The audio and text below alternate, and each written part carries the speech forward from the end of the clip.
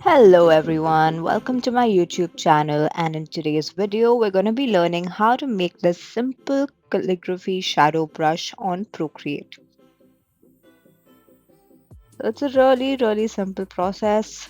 Our first step is going to be creating the shape that we need for our brush and then adjusting the settings in the Procreate app. The first thing that we want to do is we're going to open up our Procreate app on the iPad, and then we're going to create a new canvas, and we're going to choose the square option. Just changing my brush color to black. Under the calligraphy brushes, I'm going to choose the monoline brush. And then the first step is just to draw this circle. You can draw your circle, hold your pen down so then the auto shape function comes on. And then at the top there, you can choose circle. Next, we want to fill in our circle with black. So we choose the black color and just drag it into our circle. Now our next step is to duplicate this circle. So going to take three fingers, drag it down and choose duplicate. So what this does is it creates another circle on another layer right on top of the original circle. So we're just going to choose the arrow button on top, make sure our snapping is on, and we're going to pull that second circle down. So what you want to do is you want to make sure that the top of your second circle is slightly below the middle of the first circle. So something like this. And once you're happy with that, you want to fill in your second circle with a gray shade. Alright, so that's the inserted image layer. Now we're going to go to our colors and we're going to choose a gray. So we don't want a very light gray or we don't want a very dark gray. I'm going to choose something somewhere in the middle. So that shade, and we're going to fill it up. Now, next thing that we want to do is we want to make sure that our black layer, the black circle, is on top of our gray circle. So we're just going to drag that layer above the gray layer. We're just going to choose our black layer and we're going to choose merge down. So what this does is it combines both the layers into one. Our final step in creating the shape is to make a kind of capsule shape. So we're just gonna have our gray color chosen and we're gonna draw a line from the bottom of the gray circle up to the black circle just like that. And then we're gonna fill in that area with gray. And now we do the same on the other side. Always remember that if you want to get your straight line, you draw your line, hold down your pen, and your line becomes straight. And there we go. And now our shape is ready for our brush. Now what you want to do is you just want to save this file as a PNG on your device. Now we can finally move on to creating the brush. Okay, so we're going to choose the brush option at the top, click on plus, then we're going to go to shape, going to edit our shape source, and from there we're going to choose import. We're going to import in a photo and we're going to choose the image that we just saved. So this image has a white background. We need a black background for our brush. So we're going to tap the screen with two fingers and then we have exactly what we need. So once that's ready, you can just click on done at the top and we can move on to changing the rest of the brush settings. Alright, so we're going to start at the top there and then we're going to move on to the bottom with the rest of the settings. So under stroke path, you want to keep spacing, jitter and fall off all at none. And right here, I'm just going to draw out the brush just so you have an idea of how it will look. So right now, it's not really looking like a shadow brush, but we will get there. Okay, so now under stabilization, uh, for the streamline amount, you want to take it up to around 85-86%. Now, these are the numbers that I am comfortable with, but you can please just go ahead and experiment with whatever number you feel works for you. But this is just what works for me. So you can use this as a starting point and just experiment. Now under the stabilization amount, I like to keep that at around 57%. You can make it again more or less depending on how you handle the pen. And for motion filtering, the amount and expression, we're going to keep that at none as well. And now moving on to taper. I don't change any of the settings here except for the pressure option. I make it from max to none, and all the other settings remain the same as they are. And now we're going to come back to our shape function, and we're going to change a couple of things here. We're going to keep scatter at none, but we're going to make our rotation to the max amount. So when you take it to the max amount, it says follow stroke right there. And I'm just going to show you a preview. And you can actually see that little shadow showing up now in our brush. So that's what this rotation function does. So make sure it's at the max amount. All right. So we're going to keep the rest of the settings as the default function.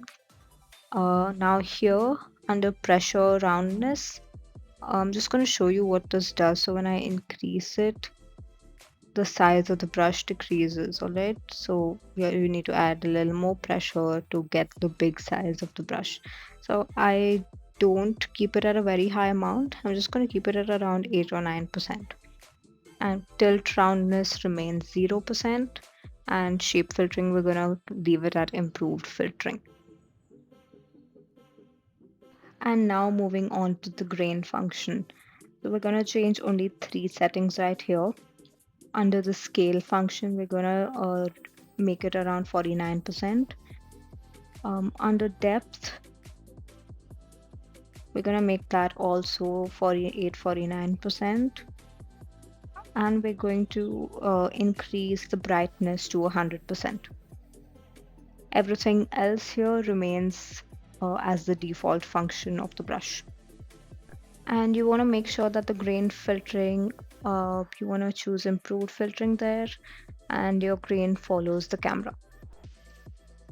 And now we move on to the most important setting in creating our shadow brush, uh, the rendering function. So under rendering mode, please make sure that you have light glaze chosen. So now you can finally see the little shadows getting created. All right, so make sure light glaze is chosen. Any other rendering mode will not give this effect. Now the only other thing that you need to change right here is to turn on the luminance blending. And now we move on to wet mix. So here we're just changing 2 settings. So under charge, we're going to make that 0%, and we're going to make the pull 50%. And everything else remains the same. Next, we will have a look at color dynamics. I don't change anything here at all for this brush, so we're just going to skip it over and go to dynamics. All right, so here under speed, we're going to change the size of the brush to around 48%. And we're going to keep the opacity at max. And we're going to keep under jitter, we're going to keep the size and opacity as none. And now we move on to the Apple Pencil settings. So under pressure, we're going to increase the size to about 85%. And we're going to make the opacity as none. Okay. So this setting is what gives us the variation between the thin and thick strokes. Play around with it. So if you want more variation, you can always increase the pressure. If you want less variation, you can reduce the pressure. All right, so we're going to keep flow as 0%, bleed as none. This tilt, we're going to keep it at 0%. And here we're not going to change anything else. We're just going to keep them at their default values.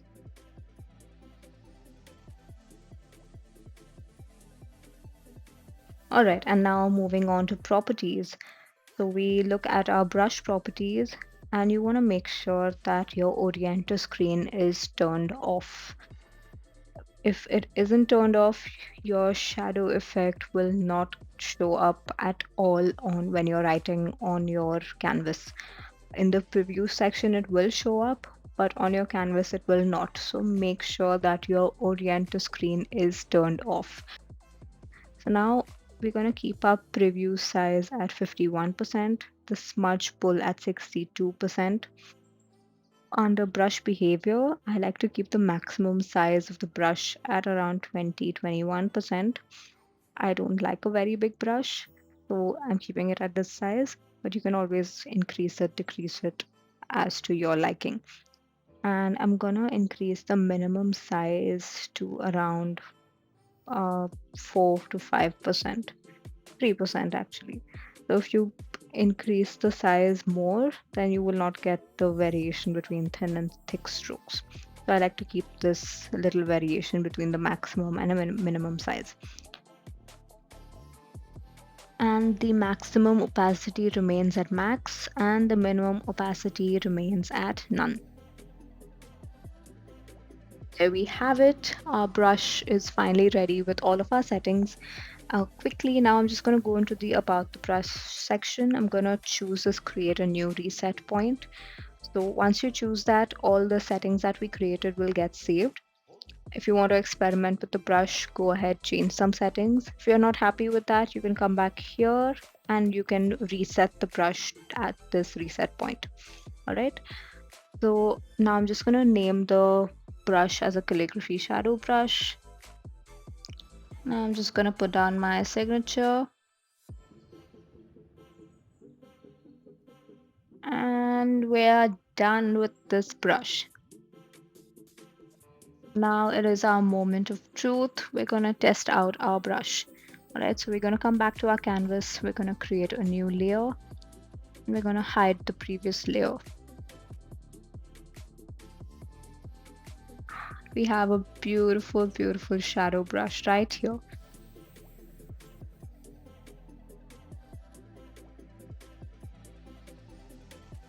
So I hope you enjoyed watching this video. I hope you learned how to make your own shadow brush. Please, please do experiment with your own settings. As I said before, this is just what I am comfortable with. But go ahead, create your own brush, tag me in your creations. Check out my Instagram, check out the rest of my YouTube videos. I have a couple of other Procreate tutorials. I will be uploading more in the future. So, yeah, I hope that you will continue following me. And if you have any questions regarding this brush or anything else, do put them in the comments and I will try to get back to them as soon as possible. All right. Thank you so much for watching. And I loved having you here. And I will see you soon. Bye bye.